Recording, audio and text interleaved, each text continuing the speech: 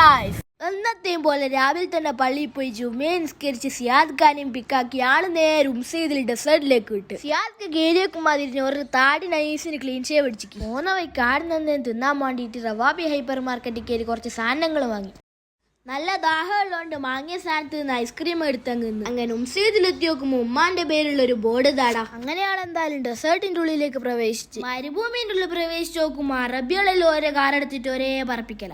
അതിനുശേഷം നമ്മളെ വണ്ടി മരുഭൂമി കൂട്ടുവിടാൻ വേണ്ടിയിട്ട് വണ്ടീന്റെ കാറ്റിലേശാൻ കുറച്ച് കളി. അപ്പൊ ഇനി എന്തായാലും നമുക്ക് മരുഭൂമിയിലത്തെ മനോഹരമായ കാഴ്ചകൾ കാണാം. ഞക്കിന് പോകേണ്ട സ്ഥലം മരുഭൂമിന്റെ ഉള്ളിലുള്ള ഇൻലാൻഡ് സീയിലേക്കാണ്. ആടെ എത്താൻ ഏകദേശം 5-10 കിലോമീറ്റർ എടുക്കും. പോകുന്ന വഴിക്ക് ഒരു അടിപൊളി സ്പോട്ട് കണ്ടുകൊണ്ട് ആടെ നിർത്തി നമ്മൾ കുറച്ച് ഫോട്ടോസും കാച്ചി. കുറെ ഓടിയതിനു ശേഷം ഫൈനൽ ഡെസ്റ്റിനേഷനിലെത്തി. അവിടെ എത്തിയ പാടൻ അസറിസ്കരിക്കാത്തോണ്ട് ആടെയുള്ള ഒരു പള്ളിയിൽ കയറി ഒതുവെടുത്ത് അസറങ്ങിസ്കരിച്ച് അതിനുശേഷം സിയാദിക്കാണ് വണ്ടി ഓടിക്കുന്നത്. ലൈസൻസ് കിട്ടിയിട്ട് 4 മാസമായി കഴിയില്ലെങ്കിലും കുഴപ്പമില്ലാണ്ട് ആള് വണ്ടി ഓടിക്കുന്നുണ്ട്.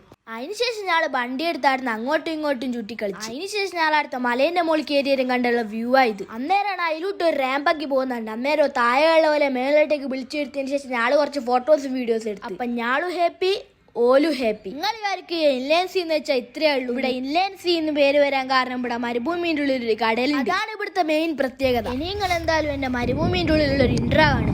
അല്ല മൈക്കേസ്, അപ്പൊ നമ്മൾ ഇന്ന് മരുഭൂമിയിലല്ലേ. ഇപ്പം കണ്ടുകൊണ്ടിരിക്കുന്നത് എന്റെ ഉമ്മ മരുഭൂമിന്റെ ഉള്ളിൽ കൂട്ട് അതിസാഹസികമായി വണ്ടി ഓടിക്കുന്നതാണ്. അതിനുശേഷം ആടിനിറങ്ങി വണ്ടിയിൽ കയറി ഒമാൻ ചിപ്സ് തിന്നതിന് ശേഷം ഇൻലാൻഡ് സീന്ന് ആള് തിരിച്ച്. അങ്ങനെ ഇൻലാൻഡ് സീന്ന് പോകുന്ന വഴിക്ക് നമ്മൾ നേരത്തെ വാങ്ങിയ സാധനങ്ങളിൽ കുറച്ച് നാളാടുന്നെങ്കിൽ നിന്ന്. അതിനുശേഷം നമ്മൾ നേരത്തെ വണ്ടിയിൽ നിന്ന് കുറച്ച് കാറ്റയിൽ തിരിച്ചങ്ങ് കയറ്റി. അതിനുശേഷം പള്ളിയിൽ പോയി ഇഷാ നിസ്കരിച്ചതിന് ശേഷം ഞങ്ങളൊരു പാർക്കിൽ പോയി ബാബുൽ മന്തി ഓർഡർ ചെയ്താടുന്ന അതങ്ങ്. ഫായിസ് ഖാന്റെ റൂം അതിന്റെ അടുത്തായോണ്ട് ഓറും ഞങ്ങളോട് ഉണ്ടായിരുന്നു. അപ്പൊ എന്നാ ഓക്കെ, ബൈ.